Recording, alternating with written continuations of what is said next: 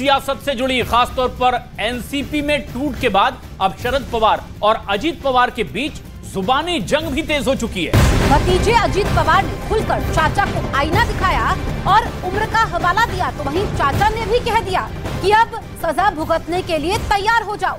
शरद पवार ने अब दिल्ली में बैठक बुलाई है, दिल्ली पहुंच भी चुके हैं। शरद पवार की इस बैठक से पहले पोस्टर वॉर भी शुरू हो गया है।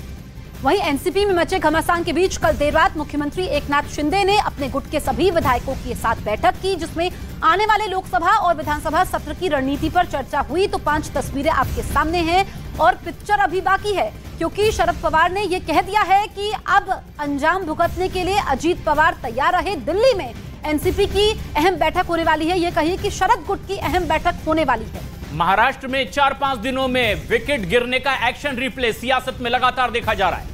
तो महाराष्ट्र में सियासी हलचल के बीच शरद पवार आज दिल्ली में बैठक करेंगे और एनसीपी में बड़ी फूट के बीच ये बैठक दिल्ली में होने जा रही है और ये बैठक दोपहर करीब 3 बजे होगी। शरद पवार दिल्ली पहुंच चुके हैं। पार्टी की राष्ट्रीय कार्यकारिणी की इस बैठक में कुल 25 सदस्य हिस्सा लेंगे और इस बैठक में आगे की रणनीति पर भी चर्चा होगी। और खबर है कि NCP working committee Sharad Pawar के नेतृत्व में भरोसा जताएगी। इसके साथ ही चुनाव आयोग में आगे की लड़ाई पर भी चर्चा की जाएगी। इस वक्त की सबसे बड़ी खबर हम आपको बता रहे हैं, शरद पवार दिल्ली पहुंच चुके हैं। दिल्ली में एनसीपी वर्किंग कमेटी की बैठक होगी दोपहर 3 बजे। शरद पवार के घर पर यह बैठक होनी है। सुप्रिया सुले भी दिल्ली पहुंच चुकी हैं, शरद पवार भी दिल्ली पहुंच चुके हैं। एक बेहद अहम बैठक होगी और शरद पवार ने कहा है कि पार्टी का चुनाव चिन्ह उनका है, उनका ही रहेगा और उसे जाने नहीं देंगे। तो वहीं दूसरी तरफ कल ही अजीत पवार कह चुके हैं कि अब वो जितने लोगों के साथ आए हैं यही एनसीपी हैं और जिस तरीके से बात पहले से कही जा रही थी, पार्टी के विकास के लिए उन्होंने ये कदम उठाया है, महाराष्ट्र के लोगों के हित के लिए कदम उठाया। लेकिन शरद पवार के खिलाफ बगड़ी रुख अख्तियार करते हुए अजीत पवार जहां सरकार में शामिल हुए, तो आज शरद पवार दिल्ली में बेहद अहम बैठक करने वाले हैं और जहां अब अपनी पार्टी पर दावे को लेकर के चुनाव आयोग दोनों ही धड़े पहुंच चुके हैं। इस बीच ये एक बेहद अहम बैठक मानी जा रही है और दिल्ली पहुंच चुके हैं शरद पवार। ये तस्वीरें हम आपको दिखा रहे हैं। दोपहर 3 बजे अहम बैठक होने वाली है, क्योंकि अब तो ये लड़ाई पार्टी पर कब्जे की है। महाराष्ट्र की सियासत जो कि अब दिल्ली की तरफ रुक किया है। दिल्ली में अहम बैठक एनसीपी की होने वाली है। शरद पवार को उम्र का हवाला अजीत पवार की तरफ से दिया गया कि उम्र तो उनकी 83 साल हो गई है, अब उनको रिटायरमेंट ले लेनी चाहिए। वहीं सुप्रिया सुले जो कि दिल्ली पहुंची है शरद पवार के साथ, उन्होंने कहा कि वो अपने पिता के खिलाफ कुछ नहीं सुन सकती है। लेकिन शरद पवार ने भी कह दिया है कि एनसीपी तो उन्हीं की है। कल हमने देखा कि जो आंकड़ों का खेल था, क्योंकि महाराष्ट्र में एनसीपी के 53 विधायक, जिसमें से 35 से ज्यादा विधायक इस वक्त अजीत गुट के साथ है। लेकिन शरद पवार आगे की क्या रणनीति अपनाते हैं, क्योंकि चाणक्य तो उनको कहा जाता है कि वो कब क्या सोचते हैं, क्या करते हैं, किसी को मालूम नहीं है। लेकिन क्या इस बार कहा जाएगा कि जो भतीजे ने चाचा को दगा दी, उसके बाद जिस तरीके से अपने रुख पर अडिग है शरद पवार, आज दोपहर की बैठक के बाद क्या होगा? क्योंकि दूसरी तरफ हम देखें कि वहां पर शिंदे गुट की भी बैठक हुई है। तो ये तस्वीरें हम आपको दिखा रहे हैं। बड़ी खबर इस वक्त की, 3 बजे बैठक होने वाली है।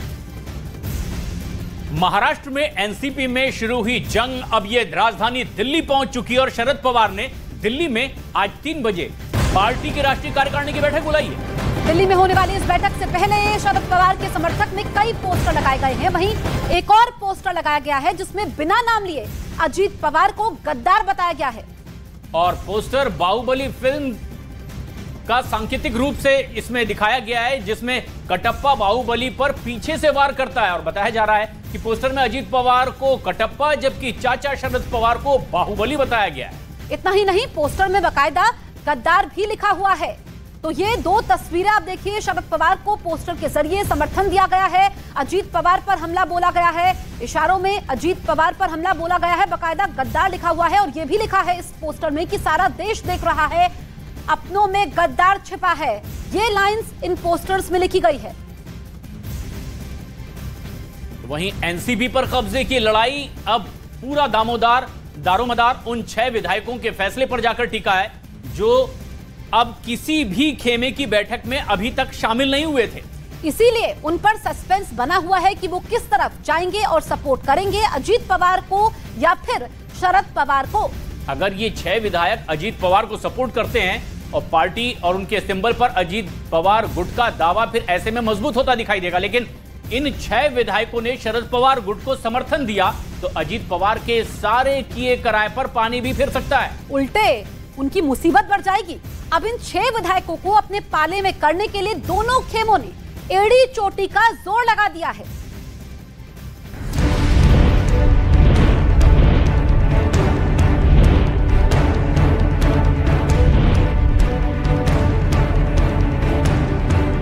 खुद को राजनीति का बेहतरीन खिलाड़ी समझने वाले शरद पवार को अब समझ नहीं आ रहा है कि उनसे चूक कहां हो गई। पार्टी के विधायकों पर उनका मोहिनी मंत्र अचानक कैसे बेअसर हो गया और 82 साल की उम्र में भी जिस पार्टी पर वो अपनी मजबूत पकड़ समझ रहे थे वो रेत की तरह उनकी बंद मुट्ठी से फिसल कैसे गई।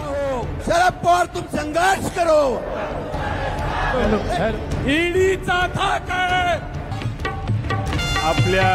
आपल्या सगळ्यांचं शरद पवार को बड़ी उम्मीद थी कि बुधवार को अजित पवार को अपना करिश्माई पावर दिखाएंगे और अजित पवार के खेमे में गए विधायकों को वापस लौटने पर मजबूर कर देंगे। लेकिन शरद पवार को उनके सियासी करियर का सबसे बड़ा झटका तब लगा जब पावर गेम में भी भतीजा चाचा पर भारी पड़ गया और एनसीपी में पावर का ये गेम पूरे देश ने देखा।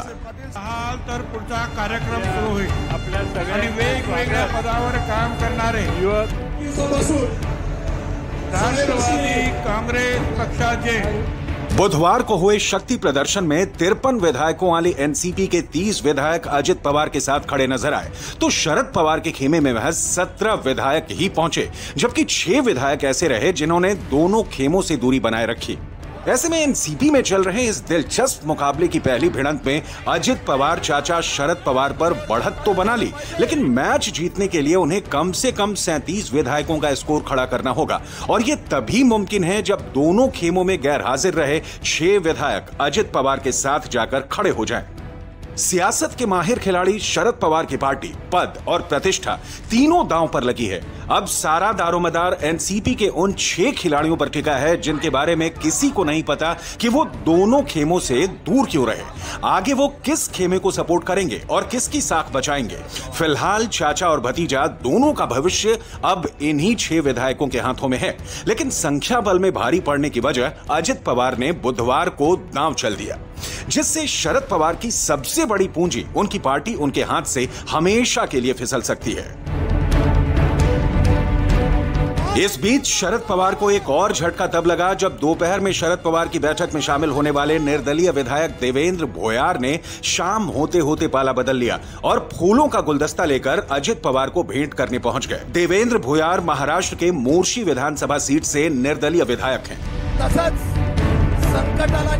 फिलहाल दोनों खेमों में एनसीपी के उन गैर हाजिर रहे 6 विधायकों को अपने पाले में लाने के लिए हर मुमकिन कोशिश जारी है। बीती देर रात तक अजित पवार प्रफुल्ल पटेल के घर पर मंथन करते रहे। आधी रात के बाद अजित पवार वहां से अपने घर के लिए निकले। इस बीच अजित पवार ने चुनाव आयोग को 40 विधायकों के सिग्नेचर वाला एक एफिडेविट भी भेज दिया। इस एफिडेविट में अजित पवार को एनसीपी का नया अध्यक्ष घोषित किया गया है। इसके साथ ही अजित पवार की तरफ से 30 जून को सिंबल ऑर्डर 1968 के तहत चुनाव आयोग में एक याचिका भी दाखिल कर दी गई है। मतलब साफ है कि चाचा की पार्टी पर भतीजे ने पूरा कब्जा करने का दांव खेल दिया है और संख्या बल सही रहा तो शरद पवार की आंखों के सामने अजित पवार उनकी पार्टी और पद दोनों हथिया लेंगे।